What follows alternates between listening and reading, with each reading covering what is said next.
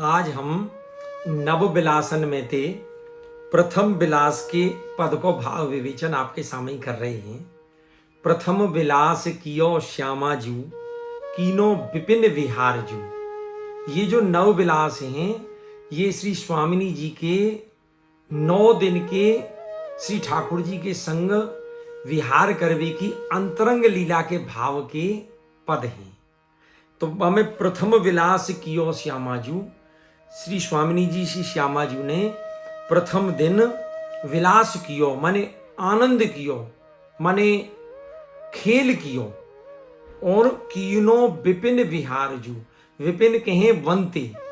तो श्री स्वामिनी जी ने पहले दिन के विलास के अंतर्गत विपिन में वन में बड़ा भारी सुंदर विहार कियो है। और उनके विधि की शोभा वर्णो कहत न आवे पारजू। रसिक जी जो श्री हरिराय महाप्रभु हैं वे कह रहे हैं कि उनके या विलास के विधि की, विलास के स्वरूप की जो शोभा कोई वर्णन कर सके ऐसो कहत न आवे पारजू। वाकई कहवे में पार नहीं आवे। माने वो श्री स्वामिनी जी के प्रथम विलास की विधि और स्वरूप की जो शोभा है वो कहवे में समावे नहीं है। वाकई यूथ की गणना नाही निर्गुण भक्त कहावे। और श्री स्वामिनी जी के प्रथम विलास के समय पधारवे के जो उनके यूथ की जो सखी हैं, जो यूथ की गोपी हैं, उनकी गणना करवे में नहीं आवे। और निर्गुण भक्त कहाँ में, और निर्गुण भक्त तो उनके व स्वरूप की, उनके व यूथ की सखीन की गणना काई स्थिति में कर ही नहीं सके। ताकि संख्या कहत न आवे शेषहु पार न पावे। और श्री स्वामिनी जी को जो यूथ जो है वो इतना विशाल है, इतना बड़ो है कि वाकई यूथ की जो गणना है, वाकई संख्या जो है, ताकि संख्या कहत ना आवे, वाकई संख्या कहवे में नहीं आवे। इतनी बड़ी वाकई यूथ की संख्या है, इतनी उनकी गोपी और सखी उनके संग हैं। शेषहु पार ना पावे। और वाकई शेष जो हैं अपने सहस्र मुक्ति भी व यूथ की संख्या की व यूथ की विस्तार की गणना नहीं कर सके, पार नहीं पा सके। घोख घोख प्रति गलिन गलिन प्रति रंग रंग अंबर साजे। अब वह प्रथम विलास के समय पे कैसी लीला भई है कि जो श्री श्यामा जी के आसपास के जो घोख हैं उन घोखन के घोख घोख प्रति गलिन गलिन प्रति, यहाँ का मतलब यह है कि जो गोप जो हैं वो प्रत्येक गोप और गलिन गलिन प्रति और उन गोपन की प्रत्येक गलिन में रंग रंग अंबर साजे।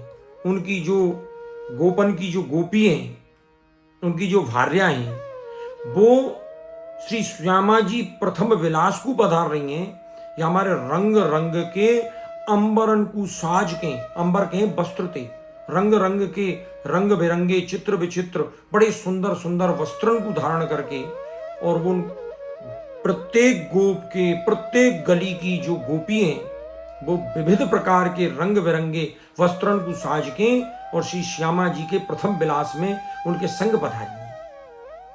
कियो श्रृंगार नकसिक अंग युवती ज्यों करणी गणराजे।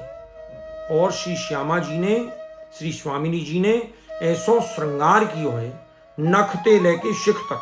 नख कहें जो उनके चरणार बिंदु को जो नाखून है, और शिख कहें शिखा तक, चोटी तक। तो श्री श्यामा जी ने नखते लेके शिख तक बड़ो भारी सुंदर श्रृंगार कियो है। और अंग युवती ज्यों करणी गणराजे। और श्री स्वामिनी जी वह नखते लेके शिख तक के श्रृंगार को धारण करके ऐसे शोभायमान हो रही हैं जैसे हथनीन के बीच में बहुत सुंदर हथनी स्वामिनी जी शोभायमान हुए हैं। ज्यों करणी, करणी के हथनी, तो जैसे कर्णीन के बीच में, करणी गण हथनीन के बीच में जैसे एक सुंदर हथनी राज रही हो, मतलब श्री स्वामिनी जी की श्रृंगार को जो स्वरूप है और वह स्वरूप को धारण करके जो स्वामिनी जी जो चल रही हैं विलास के काजे, वो इतनी मदमस्त है कि चल रही हैं जैसे बहुत सारी हथनीन के बीच में एक मदमस्त हथनी विहार करवे के काजे पधार रही हो, ऐसा वर्णन किया। बहु पूजा ले चली वृंदावन, पान फूल पकवाने। और श्री स्वामिनी जी जो हैं तो पूजा के काजे बहुत सारी सामग्री जो है वो लेके चली है वृंदावन को। बहु पूजा ले चली वृंदावन, और वह सामग्री में का सामान ले चली है, पान फूल और पकवान जो हैं वो देवी की पूजा के काजे स्वामिनी जी लेके चली है। ताके यूथ मुख्य चंद्रावली चंद्रकलासी बने। और वहाँ के यूथ में, श्री स्वामिनी जी के यूथ में, स्वामिनी जी के सखीन के समूह में चंद्रावली जी जो हैं वो मुख्य यूथपति हैं।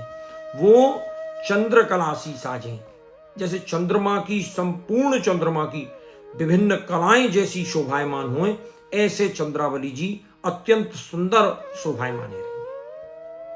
पहुंची जाए निकुंज भवन में दर्शी वृंदा देवी। और वे श्री स्वामिनी जी और उनकी जो यूथ की मुख्य सखी है चंद्रावली जी, वो कहाँ जाके पहुंची हैं?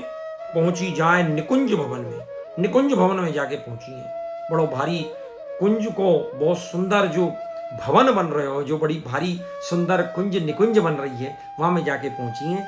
और दर्शी वृंदा देवी, और उन्होंने वृंदा देवी के दर्शन किए। वृंदावन की अधिष्ठात्री देवी है वृंदा देवी, उनके दर्शन किए। ताके पद बंदन कर मांग्यो श्याम सुंदर वर एवी। और श्री स्वामिनी जी ने उनके पद, श्री वृंदा देवी के पद माने उन श्री वृंदा देवी के शरणार विंद में वंदन करके, वंदना करके, प्रार्थना करके का मांगे हुए? श्याम सुंदर वर एवी। श्याम सुंदर को अपने वर, अपने प्रियतम के रूप में मांगो कि हम मेरे मोकू वर के रूप में श्याम सुंदर मिले। ते छिन प्रभु जी आप पधारे। अब जैसे ही स्वामिनी जी वृंदा देवी के चरणार बिंद में विनती करके उनको पति रूप में मांग रही, वही समय क्या हो? ते छिन प्रभु जी आप पधारे। वही क्षण ठाकुर जी स्वयं पधार गए वहां। और कोटिक मनमथ मोहे, और ठाकुर जी को स्वरूप कैसो सुंदर शोभायमान हो रहा है, जैसे कोटिक, कोटिक माने करोड़ों, और मनमथ के में कामदेव, जैसे करोड़ों कामदेव शोभायमान हो रहे हैं। कामदेव जो है वो सुंदरता की सीमा मानो जाए, लेकिन ठाकुर जी को स्वरूप इतना अलौकिक, इतना सुंदर है, इतना सौंदर्य से पूरित है कि करोड़ों कामदेव जो है वो भी वह स्वरूप को देख के मोहित है जाए, ऐसा स्वरूप। अंग अंग प्रति रूप रूप प्रति उपमा रवि शशि को है।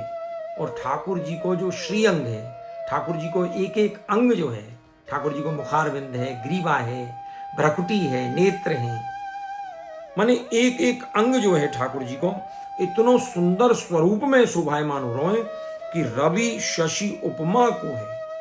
रवि कहें सूर्य ते और शशि कहें चंद्रमा ते। चंद्रमा और सूर्य की उपमा भी वाकई समान तुच्छ जान पड़ रही है, कछु शोभायमान नहीं हो रही है। ऐसे ठाकुर जी ने सुंदर स्वरूप धारण कर रखा। और द्वै जुग जाम श्याम श्यामा संग केल विविध रंग कीने। ठाकुर जी ने स्वामिनी जी के संग में द्वै युग, 2 युग तक श्याम श्यामा संग केली विविध रंग कीने। केली कहें खेल विहार। ठाकुर जी ने स्वामिनी जी के संग 2 युग तक विभिन्न प्रकार के केली, विभिन्न प्रकार की क्रीड़ाएं करी। और उठत तरंग रंग रस उछलित दास रसिक रस पीने। और वहां ठाकुर जी के विहार की लीला में ऐसी तरंग उठ रही हैं, और उन तरंगन के बीच में ऐसो रंग और ऐसो रस जो है वो व्याप्त है रहे है कि उछलित हो रहा है, उछल रहे हो।